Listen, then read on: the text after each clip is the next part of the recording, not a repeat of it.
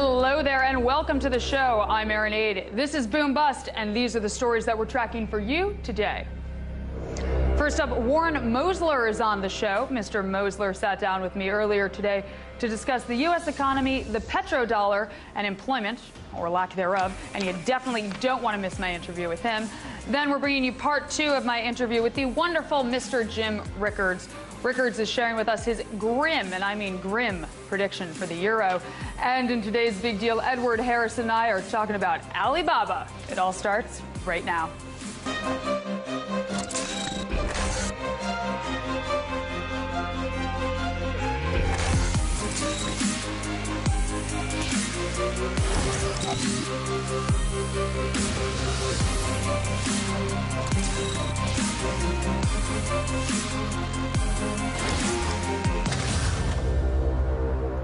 Now, even as the unemployment rate drops, foreclosures dwindle, and the economy slowly recovers from the Great Recession, financial insecurity is on the rise in American urban areas. This is according to a study conducted by the nonprofit Corporation for Enterprise Development. Now, nearly half of all households in major cities don't have enough money saved to cover essential expenses in an emergency. The group found that nearly 45% of households in cities with populations of 200,000 people or more are liquid asset poor. For example, in Newark, New Jersey, 3/4 of the population does not have enough money to meet 3 months of basic expenses. If there was a financial disaster of some sort, they would be in the lurch. And that's at the federal poverty level, which is only $6,000 for a family of 4. The study calls these people liquid asset poor, meaning they lack the type of assets that can be quickly converted to cash, like stocks, bonds, bank accounts, or retirement accounts. Now, other cities where more than half of the population has nearly no financial leeway include Detroit at 68%, Miami at 67%, Cleveland at close to 65%, as well as Laredo, Texas, Birmingham, Milwaukee, Buffalo, and Memphis. Now, Fed Chair Janet Yellen highlighted the problems in an address to the Corporation for Enterprise Development, saying, quote, "The financial crisis and the Great Recession demonstrated in a drastic and unmistakable manner how extraordinarily vulnerable the large share of American families are, with very few assets to fall back on. We have come far from the worst moments of the crisis, and the economy continues to improve, but the effects of the recession are still being felt by many families, particularly those that had very little in savings and other assets beforehand." So how do we remedy this situation? That's the big question. And many economists say it would require lower costs for basic necessities, things like rent, energy, and food, and or higher wages for a wider range of jobs, both low and high skilled, in order to allow more people to save and build up the necessary cash cushion against financial emergencies.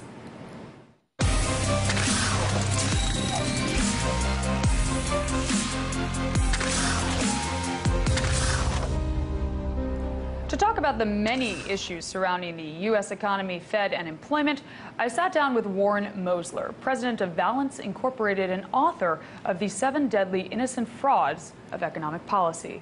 Now, I first asked him why polls show that people believe we're in a recession when we're actually in a recovery. Here's what he had to say.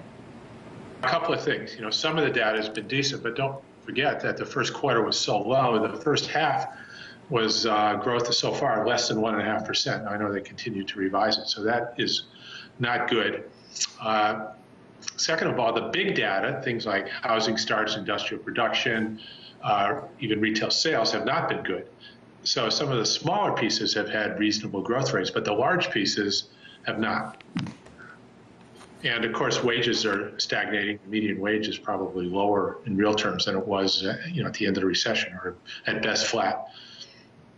Warren, I want to talk about oil here for a second. Now, since oil prices are falling, is that a good or bad thing for consumers in America? So it's good for consumers in the first order. It's like a tax cut, but it's not as large a tax cut as it used to be. It's a smaller percent of GDP. People are driving less. Miles driven used to just go straight up in a straight line, and all of a sudden, since 2008, it just flattened right out and it hasn't recovered. And people are getting better miles per gallon, and so it's helpful first order, but not as helpful as it used to be.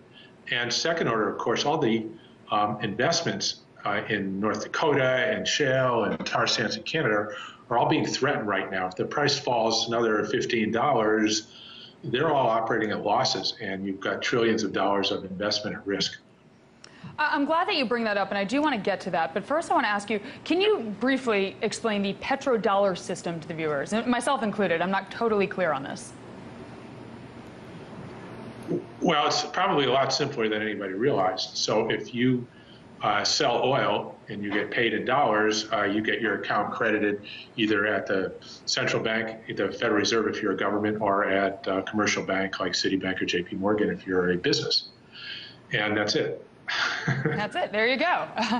Well, that's good, because this kind of sets up like the discussion I want to have with you right now. You know, some oil-producing countries are hatching a plan to move away from pricing oil in dollars. And in fact, Gulf Arabs, along with China, Russia, Japan, and France, are planning to end dollar dealings for oil, instead moving to a basket of currencies, which includes the Japanese yen, Chinese yuan, euro, gold, and a unified currency planned for nations in the Gulf Cooperation Council, which includes Saudi Arabia, Abu Dhabi, Kuwait, and Qatar. So could this pose a material threat to the current petrodollar system? No, it's entirely inconsequential. It's just a numeraire. I mean, they could set the price in paper clips. It doesn't matter. You transact and then you exchange that for whatever currency you want, either in advance at the time or whenever you want it. So what matters is the currency that people save in, not the currency they transact in. What you transact in is of absolutely no consequence. You know, the Saudis, they're increasing oil production, which is good for the consumer over the short term because prices drop. But over the long term, is there the possibility of the Saudis putting the shale oil people out of business and actually driving up prices? Okay, so the Saudis don't actually cut out, but what they do is they set price, and then they let output adjust at that price. You can buy all you want from the Saudis at their price. So they are the price setter. They're the only ones with excess capacity, which automatically makes them swing producer and price setter. As long as the demand for their oil falls somewhere in between what they can produce and the minimum they want to produce. And so not too long ago, a few weeks, they actually announced a price cut, and sure enough, the price of oil fell along with their price cut. And they do it a little more subtly. They set the spread between their grade and a benchmark grade, and then by setting it a little narrow, it causes prices to gravitate a little bit lower, and by setting it a little wide, it causes it to go higher. But they're basically setting price and letting quantity adjust. Now, if they decide to set price lower, it will go lower. If they go to $75, they're going to put a lot of oil producers out of business. And like I said, could be $1 trillion or more dollars of investment lost. And that investment will never come back. And that will allow the Saudis to then set any price they want, maybe 150 if they want to, because they won't be worried about that investment coming back. It's too risky, because the investors know anytime the Saudis want to lower the price, they're just going to lose everything. Warren, for how long can the Saudis do this? Can they do this for years, indefinitely? How long can this go on? It goes on until, on the upside, until the demand is higher than what they can produce, in which case then the price goes up and they can't stop it. Or on the downside, if they cut production to where they can't cut anymore and there's still not enough demand, then they lose control on the downside. But as long as it stays in their sweet spot, which is probably between 5 and 10, well, maybe 6 or 7 and 10 million barrels a day of production, they set price. And I mean, this would definitely hurt the shale oil producers, I would imagine, no? Yes, if they let the price go that low, it'll just put them all out of business. Oh, and that would definitely, you say that would put every shale oil producer out of business? It might. I think their costs are $70 plus. So if suddenly the world price is 75 and they're only going to get 65 for their oil, they're either just going to lose money forever or shut down. Right. Wow. That's fascinating. Now, you mentioned before that it doesn't matter what you set the price of oil, and I think a lot of people would beg to differ on that account. You know, the U.S. government would not be pleased if Saudi oil was not trading in U.S. dollars and being bought and sold, correct? They might be, but you know, if you go to buy a car and somebody says, "I'm only going to sell it to you for euros," you just look at the exchange rate, you sell your dollars for euros, and you buy it. I mean, they could tell you it's going to be priced at anything. You really don't care. You just ultimately want to know how many dollars you have to pay. And so the United States government should not care. Now, that doesn't mean they won't care. I haven't had this conversation with them, and they may not understand it correctly. Right, right. There you go. Now, I want to ask you, the U.S. has relied extensively on the Federal Reserve in order to propel this whole recovery that we're going through at the moment. But with interest rates at zero and the Fed relying on unconventional policy, how does monetary policy get into the real economy that you and I live in? And basically what I mean is, what's the transmission mechanism from the Fed buying Treasury bonds to our getting a job or making higher salaries? Well, there isn't any. In fact, it's the reverse, and I've been making that point since they started doing it, that it would bring inflation down, it would not support demand, and that the economy would languish like it has. And and it's the interest income channels. What they've done with the zero rate policy is reduce interest income paid by the government to the economy. The economy is getting less income than otherwise. Now, the Fed bought $4 trillion worth of securities, and they get the interest on those securities. And they only pay 0.25% on the reserve balances they've created, right? So if you look at the end of the year, this year, the Fed will probably turn about $100 billion over to the Treasury. That's interest income the economy would have earned if the Fed hadn't bought the securities. The economy would have had those securities and earned that money. And so what the Fed has done is reduced interest income to the economy. QE is actually functioning as a tax. And it's one of the macro constraints on the economy that's been keeping it weak. The Fed has it absolutely backwards. Lower rates do not add to inflation or demand or anything else. They subtract from it. Okay, the economy is a net saver. For every dollar borrowed in the economy, there's a dollar saved. That's a wash. But the government's a net payer of interest on its, whatever it is, 15, 16 trillion of debt held by the economy. That was Warren Mosler, author and president of Valence. Time now for a very quick break, but stick around because when we return, economist Jim Rickards will be on the show. Jim is sharing with us his grim predictions for the euro. Then in today's Big Deal, Edward Harrison and I are talking about Alibaba. Could the company prove to be one of the 40 thieves? We'll discuss coming right up. And remember, you can see all segments featured in today's show on YouTube at youtube.com/boombustrt and on Hulu, hulu.com/boom-bust. And as we get a break here, our look at some of your closing numbers of the bell. Come on back with us.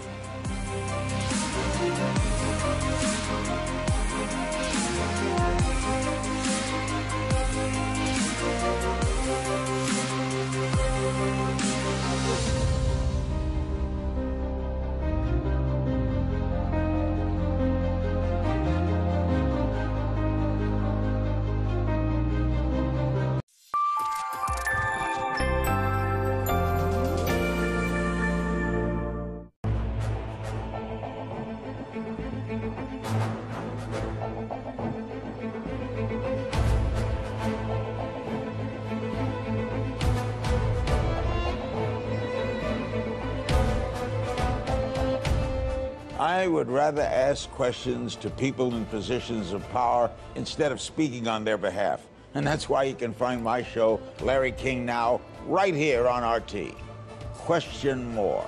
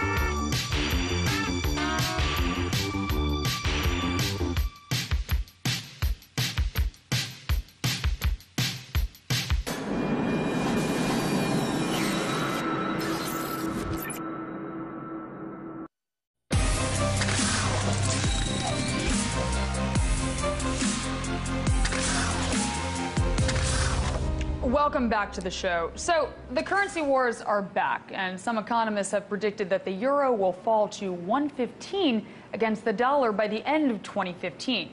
To help break all of this down, I was joined by noted economist and author Jim Rickards. In this segment, I asked him for his prediction for the euro. Here's what he had to say. Well, I have a lot of respect for David Wessel, but what he said was that we're on the verge of a currency war. That was an exact quote from his article. We've been in a currency war since 2010.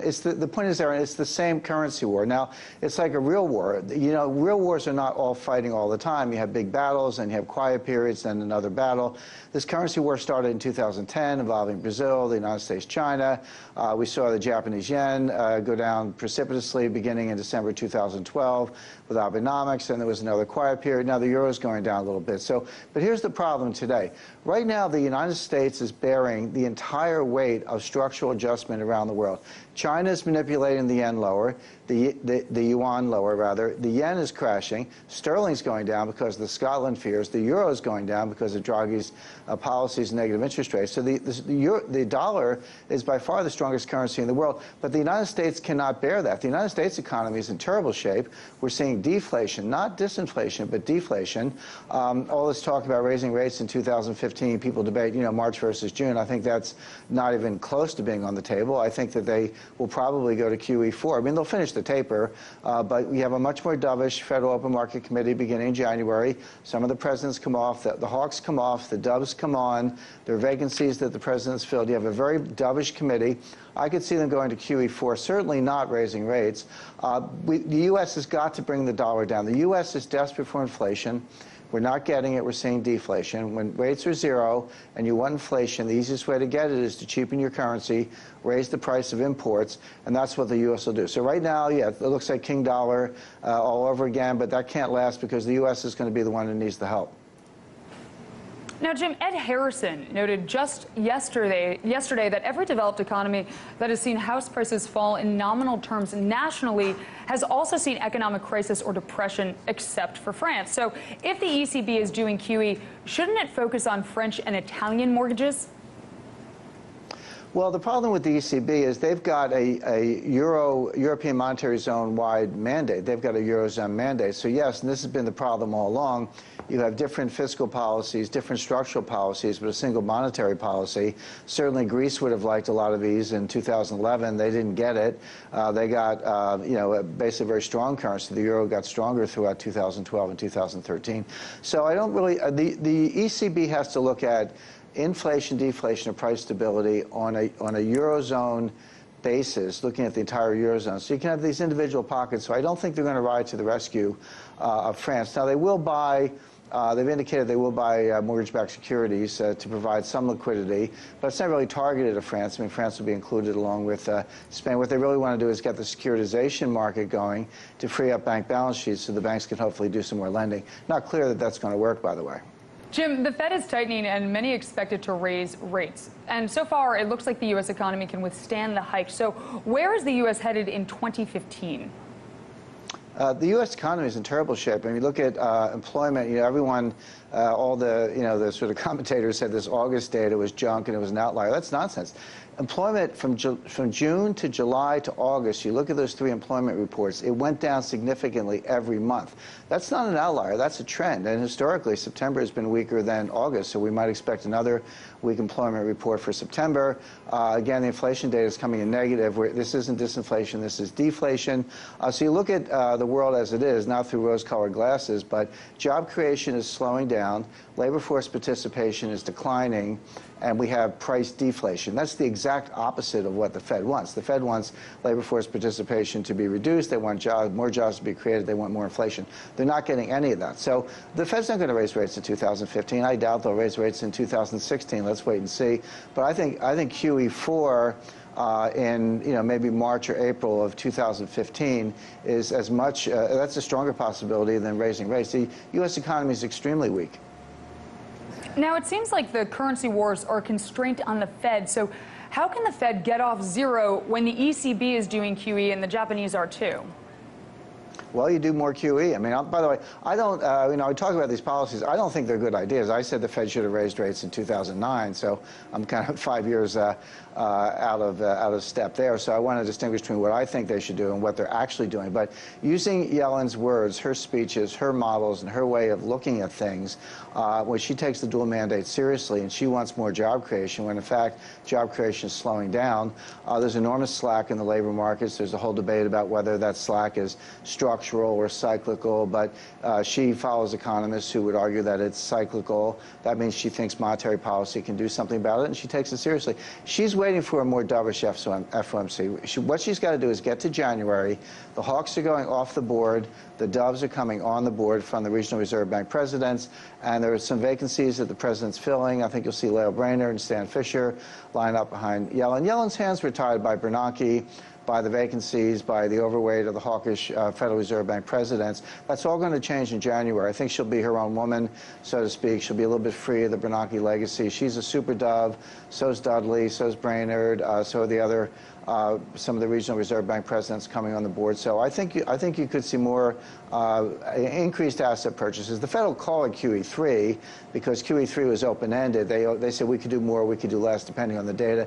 Data's coming in weak. I see them increasing asset purchases. I'll call it QE4 next year. But the U.S. economy is in terrible shape. She just needs to get some allies on the FOMC, and she'll have them in January.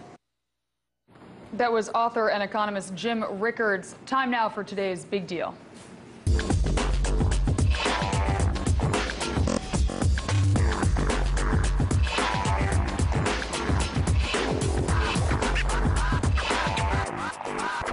Big deal time with Edward Harrison, and today we're talking about Alibaba with everyone else because there's a lot to talk about. Now, the Chinese e-commerce giant has officially been declared the largest IPO in history, and since they opened for trading last Friday, Alibaba shares have increased by 38%. So, Ed, why has Alibaba's IPO been so successful? I think they tick all the boxes in terms of the things that you want. You have China, internet, you have payments, sold, etc. All these people are after that. They want that massive market, and it goes to show you where things are in the cycle, where we are now in the cycle for shares, for IPO shares. I think that's more than anything else, and obviously the fact that they're making a lot of money means that their shares are going to be going up. They're making $2 billion a quarter. Now, how does this compare to other, big name, big money IPOs like Facebook's? Interestingly, Reuters did a poll of the top 15 IPOs, and if basically they underperformed the market all in all. Okay, so 11 out of those 15 shares actually were double-digit lower in terms of their return in the first year than the overall market. If you take out two specific share price things, that's NTT Docomo in 1998, which was right at the end of, right at the beginning of the bubble in internet stocks. And if you take out the ICBC, which is a Chinese bank, which IPO'd in 2006, you get an even worse number for the other 13. Really? So basically, all the big IPOs are almost, you could say, pump and dump type of actions. That they really, they may pop in the beginning, but the first year they really do poorly. Now, I'm really glad that you bring up this pump and dump idea because we were talking about this earlier. And it's my understanding that retail investors, they don't get access to IPOs, the way that big institutional investors do. So how does the IPO allocation process work? Well, the way that it works basically is they make a book for institutional investors, mutual funds, pension funds, and they allocate, the vast majority of those shares to that. Fidelity actually has a little thing on their website, and they say, basically they have two quotes. Well, the first one is that, no retail investors, I don't know if we have this and we can pull it up, no retail investors get IPOs at all. We allocate some. Yes, we don't have it, I'm being told, but keep going, But then the second part is they say if you have over 500,000, we can give you allocation, but no one has that money. Except, so basically, it's allocated to just a very few people.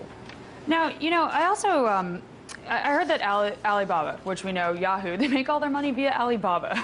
Now Alibaba is big enough to own Yahoo, and they're thinking about buying it. And the reason I say they make all their money, I'm being sarcastic here, but Yahoo owns a tremendous amount of Alibaba relative to the rest of the market. So will Alibaba buy Yahoo now? Well, yeah, I think that's the rumor that's out there, and I think it's interesting because Yahoo, basically, they're only worth $11 billion if you exclude Alibaba. That's what their market prices going for outside of Alibaba. So they're all Alibaba, and now that they're selling out, Alibaba is so huge they could easily engulf Yahoo. And in fact, that's the rumor that they will actually do that, that it's to their benefit to take over Yahoo and then use that to further their presence in the United States and push into the U.S. and outside of China. I think that's an interesting rumor. It definitely is. And do you think Marissa will be interested in this deal? That's the big question. You know, like, is this something that is better for Yahoo? Well, I would think that it would have to be something that she would be interested in, because they wouldn't necessarily go hostile, because that would be very difficult. But I think that, yeah, she could be interested if there's something in it for her from China in particular. Now, let's go back to this IPO allocation process, because this is kind of upsetting to me. Now, we were talking earlier, and you said on the Fidelity website you see, you know, the allocation process and all this stuff. But even if you have your money with a big institution like a Fidelity or any, you know, a Goldman Sachs, any one of these big names, if you don't have over $500,000, you aren't even in the pot of those. So let's talk about this. Tell me more about that. So basically, you know, like the lion's share, 90-some%, go to institutional investors. The rest, on Fidelity's website, it says point blank, if you have $500,000 of certain types of assets with us, we will allocate shares to you. And that's it. No one else will get any shares. So retail investors don't get in. Type, right. And so the way that the IPO allocation process works is in terms of the pop that we just saw. We saw a 38% pop day one. All of those investors get in on the IPO. They get the allocation at the IPO price, and they are legally entitled to be able to sell. And they can sell as up to 38% more on day one. So that's the sense of the pump and dump. Right. Except it's not a penny stock. You're dealing with massive, massive numbers here. I mean, it's brilliant if you're an institutional investor. Right. It stinks if you're me and you want to buy Alibaba before it goes public. And when things are going so well, at some point, you know, there's sort of a mania that goes on. People know they can get into these shares, and then they can actually, they want to get in because they know that they can make money on day one. Right. But as I just said, you know, in the first year, these mega IPOs actually underperform the market by a huge amount. So really, you know, you as a retail investor who is going after the IPO, you have to be very cautious about that. Very cautious. And if you can't be strong out the gate, best not to get involved, it sounds like. Ed, as always, thank you, and I'm sure we will talk about Alibaba much more. I sure know I want to, so well, that's all for now, but we love hearing from you, so please check out our Facebook page, facebook.com/BoomBustRT, and please tweet at us, at Aaron Aid, at Edward NH. From all of us here at Boom Bust, thank you for watching, and we'll see you next time. Bye-bye.